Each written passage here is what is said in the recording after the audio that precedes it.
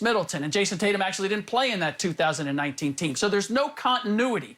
Meanwhile, we played against a French team that had its core intact from that success back in 2019. But so there's two ways to go here. One, that not surprised that they would lose, but because of the position that they put themselves in spite of this loss, I'm not looking at it as a referendum on what Team USA ultimately might be able to do. But for them to melt down up 7 with 3.5 minutes left, to get 3 3-pointers that would have given them a lead with under a minute left, with this team and its array of shooters, that part I'm surprised by for sure. I think our leaning into super teams and appreciation of stars in the NBA sometimes makes us talk about the sport like it's not a team sport. And it is. And all these guys are used to playing different ways. And to your point, this French team had a core that was coming back from 2019. Only KD and Draymond have played in the Olympics before. Everyone else in the squad, this is their first Olympics. So we might have all the talent, but we're not a team. I don't buy into the idea that any of these guys care less than any of the other countries about winning a medal. Why would they be there? This is a COVID year. It's a very strenuous trip. This is not like a normal Olympics where you're getting the full Olympic experience. So I believe that all these men care very much about continuing on the Team USA legacy and winning a gold medal. But we're starting from scratch every single time. Popovich isn't known for being the most flexible of coaches, and this whole entire situation might just call for a couple audibles. They really need to figure this thing out. There's no continuity. We talked all year about the Brooklyn Nets and how great they would be, but our biggest question was what? They don't have any continuity. It does matter. You have a bunch of stars collectively together. It takes a little time to get things going. Middleton, Holiday, and Booker didn't even get there until Saturday nights. So there's a lot of reason to be concerned. Now, I don't think that we should panic. Iran is on Wednesday, and you have Czech Republic on Saturday. Win the next 2 games, and we'll be in a good spot moving forward. But what I don't like hearing is Popovich just saying, like, we shouldn't be surprised. We need to have some standards, and that's very strange coming from Popovich. It's almost like the excuse machine is kind of cranked up here. Like, there are reasons why Team USA is struggling, but don't just, you know, shove it aside. Like, oh, like, why are we surprised? Other teams are great. Other countries are great. Like, no. You have something that you need to figure out here. The players, there's reports that they're unhappy because there's concepts and not plays. They need to all sit down and figure out what adjustments they need to make moving forward that's going to elevate everyone and get everyone to play together, which seems to be the issue. Yes, I am truly surprised, shocked even. This should be embarrassing.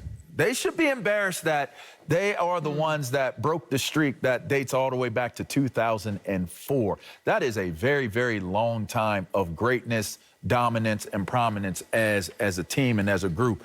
The one team that you can always bank on, that you can always count on that's going to bring a gold medal back, and that still could be true, still could remain true, is the basketball team ever since they made it a deal where pros could play in the Olympics. We all remember that. They brought the Dream Team together. That was the birth of the Dream Team.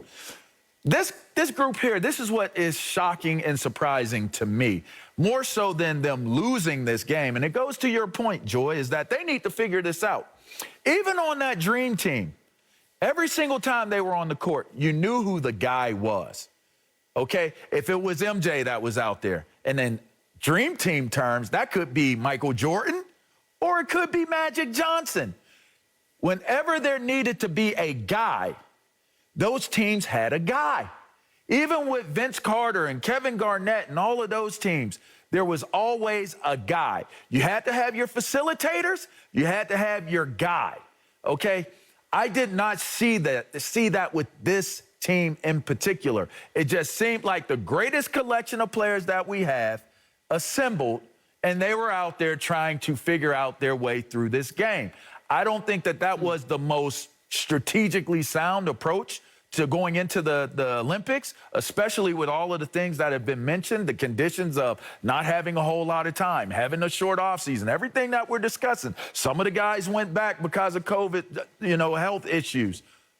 But here and still, you're telling me one of the greatest coaches of all time, and Greg Popovich, can't put together a simple enough game plan for this collection of guys and say, you're the facilitator, you're the scorer, you're the rebounder, you're the defensive guy, play your role or go home. We'll get somebody else in here that can do it.